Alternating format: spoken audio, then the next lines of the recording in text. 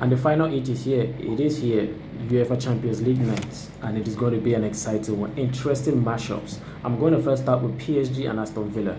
Now, PSG have themselves in a situation where they are no longer going to be considered the underdogs of this tie. No, that was what they had against Liverpool. Everyone didn't give them a chance to go through.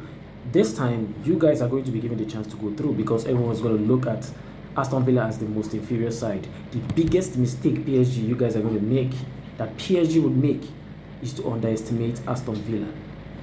Aston Villa has shown one thing in the Champions League this season, and even in the Premier League, that they are not afraid to score goals. They're not afraid to take their game against any opponent, regardless of any rich history. Now, unfortunately for PSG, you don't even have any history in the Champions League for these guys to feel intimidated by. Nothing. You have absolutely everything to prove. So, that gives you some pressure too.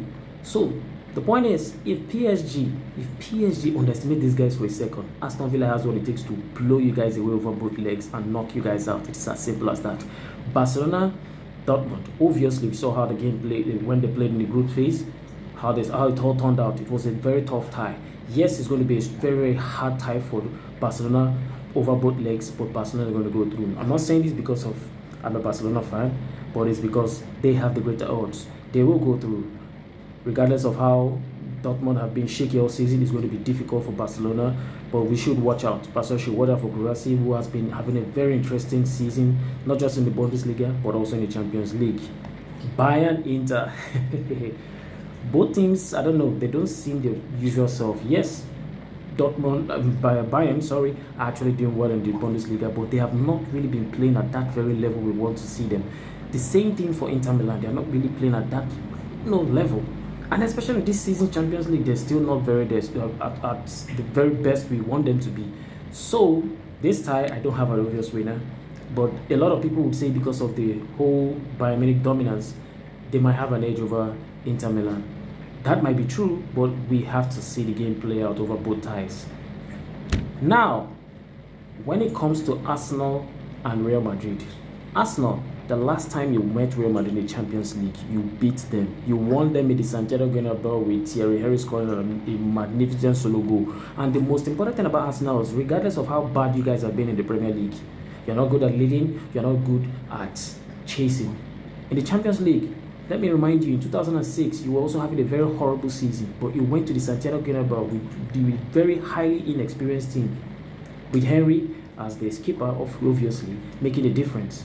You came back to the Emirates for a turn leg and still destroyed them. It was even a miracle that game ended goalless in the Highbury at the time. So what this means is you can still take your game to them. If I could recall at the time, the Galacticos of that time, this scoring Real Madrid score isn't even anywhere near them.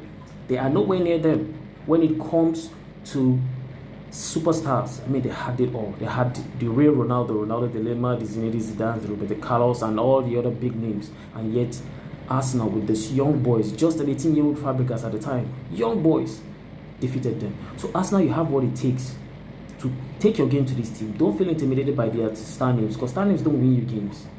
And it's possible, it's very possible Arsenal might knock them out. As a Barcelona fan, I might be biased, but I have to be honest. Real Madrid have the controlling interest here, the driving seats to win this game. But Arsenal, don't just give up. Go into both legs feeling you can win. You can even win tonight. And it's possible that you can knock out Real Madrid.